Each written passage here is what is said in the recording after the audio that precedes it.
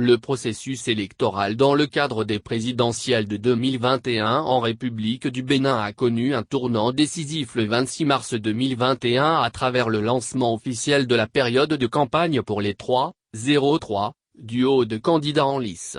Changement social Bénin au regard de sa mission de promotion et défense des droits humains, à l'instar du contentieux stratégique pour une lecture conséquente des implications des textes électoraux procède au monitoring de la situation des droits humains au cours du processus de l'élection présidentielle du 11 avril 2021.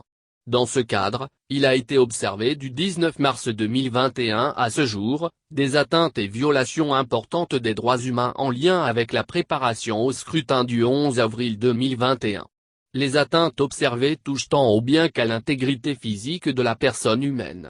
Quant aux violations des droits humains, elles sont relatives au droit à la vie, l'intégrité physique, la liberté d'expression, de manifestation et de réunion, la liberté d'aller et venir. Cette atmosphère tendue est empreinte de frustration et de violence telles que les arrestations arbitraires et tentatives d'assassinat. Lesquelles frustrations sont issues de la non-participation de certains acteurs de l'opposition suite à l'application des réformes électorales et de mécontentement au regard du mode de gouvernance actuel. Lesquelles réformes concernent notamment le code électoral et la constitution béninoise de 1990.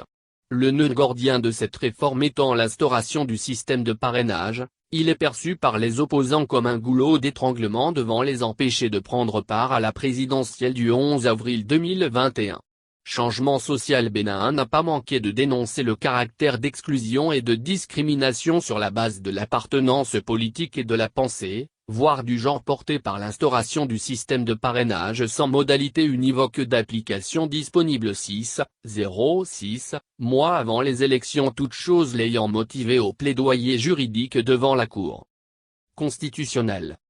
Somme toute, cette accumulation de frustration expliquée par des relents d'exclusion tant politique, sociale, qu'économique trouve un terreau fertile à la dénonciation populaire d'une prorogation de 45 jours du mandat présidentiel entamé pour 5 ans le 6 avril 2016 sans l'onction du peuple souverain. Et craignant le tournant vers un pouvoir totalitaire qui regroupe tous les mécanismes de gouvernance politique à l'horizon, l'expression des frustrations et mécontentements par une bonne partie de la population béninoise s'est remarquée par des manifestations populaires sur le territoire national, notamment dans les départements des Collines, Borgou, Alibori, Atakora, Ouémé et Donga. Cet état de choses a conduit à une instabilité du processus électoral enclenché. Ces constats suscitent des préoccupations sur l'obligation de l'État de respecter les droits humains et de protéger les détenteurs de droits. Que dire alors de l'obligation de respecter? La première obligation de l'État est le respect des droits humains. L'obligation de respecter exige que l'État se garde d'intervenir dans la jouissance de tous les droits fondamentaux, il devrait respecter ceux qui doivent jouir de leurs droits, respecter leur liberté, indépendance, ressources et liberté d'action.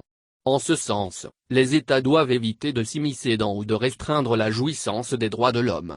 Dans la nuit du 06 au 7 avril 2021, des manifestations tous azimuts ont été observées dans certaines villes du Bénin telles Cotonou, Parakou, Banté, Porto Novo, Savé, Dassa, Tekaouro sans que l'État n'intervienne. Cependant, nous avons observé des atteintes à la liberté de manifestation notamment à Akepro-Missereté le 8 avril 2021. Par ailleurs, les dites manifestations ont connu des débordements engendrant des dégâts collatéraux. Face aux dégâts collatéraux commis par les manifestants, les autorités étatiques ont décidé de réagir. Quid de l'obligation de protéger face aux dégâts collatéraux des manifestations? L'État est tenu de protéger les détenteurs de droits contre d'autres individus, par la législation et la mise à disposition de recours effectifs. Cette obligation requiert de l'État de prendre des mesures pour protéger les bénéficiaires des droits protégés contre les ingérences politiques, économiques et sociales. La protection exige généralement la création et le maintien d'un climat ou d'un cadre par une interaction effective des lois et règlements, de manière à ce que les individus puissent exercer librement leurs droits et libertés. L'obligation de protéger est cette obligation que l'État a de protéger les droits humains des individus contre les abus des tiers, soit des personnes privées ou des acteurs non étatiques, comme les entreprises ou les associations sportives. L'obligation de protéger peut être de nature soit préventive soit réparatrice. l'État est obligé de prendre les précautions nécessaires pour prévenir un risque avéré d'atteinte aux droits humains par un tiers. Et si un droit arrivait à être finalement atteint, l'État doit veiller à ce qu'une réparation soit obtenue. Du 06 au 7 avril 2021, il a été constaté avec amertume des actes de vandalisme portant incidemment atteinte à la libre circulation des personnes et des biens à Parakou, des actes de vandalisme portant atteinte à la liberté d'exercice d'activités politiques et économiques.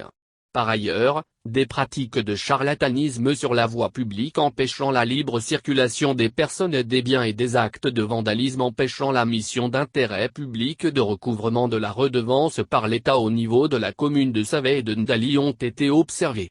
Ce climat de tension a fait obstruction à la continuité des services publics à Savet. En ce qui concerne les atteintes aux biens des personnes morales de droit privé, des actes de vandalisme portant incidemment atteinte aux droits inhérents à la propriété privée ont été observés. Aussi, a-t-il été constaté des atteintes aux biens des personnes morales de droit privé d'intérêt public caractérisées par des actes de vandalisme portant incidemment atteinte à la liberté de réunion et d'exercice d'activités politiques. À Parakou, des allégations d'agression sexuelle ont été déplorées, ainsi que des coups et blessures comme un peu partout où les manifestations ont eu lieu. Face à ces débordements, l'usage de la force pour rétablir l'ordre les 08 et 9 avril 2021 s'avère disproportionné. En effet, il est fait le constat de cas d'exécution sommaire et extrajudiciaire 5 par les forces armées. Il est fait le constat de cas de blessés graves et de pertes en vie humaine relevant de principes d'exécution sommaire et extrajudiciaire. Si la légitime défense est concevable sur le champ de bataille entre les forces armées et de supposés intrépides chasseurs, il est inadmissible que de paisibles populations apeurées et cachées à leur domicile sous l'effet de la terreur, en payent le prix fort par l'usage d'armes létales lourdes avec des impacts dignes d'un champ de guerre. Il convient avec cette disproportionnalité des moyens utilisés de rappeler que, de la responsabilité de protéger les personnes et les biens à la licence de tuer, il y a une grande marge.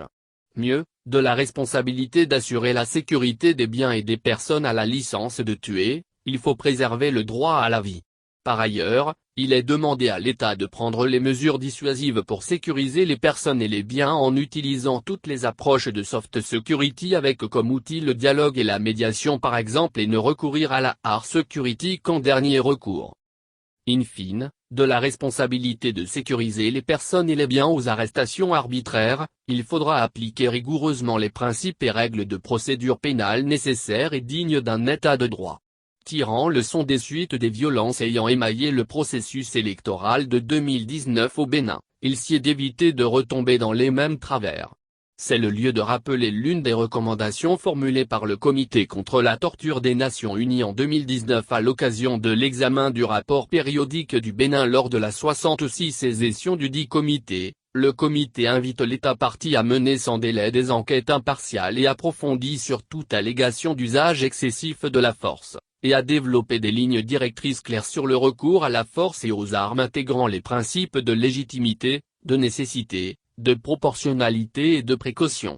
Il prie également l'État partie de prendre les dispositions législatives et réglementaires régissant le recours à la force conformément aux normes internationales, notamment au principe de base sur le recours à la force et l'utilisation des armes à feu par les responsables de l'application des lois adoptées par les Nations Unies en 1990.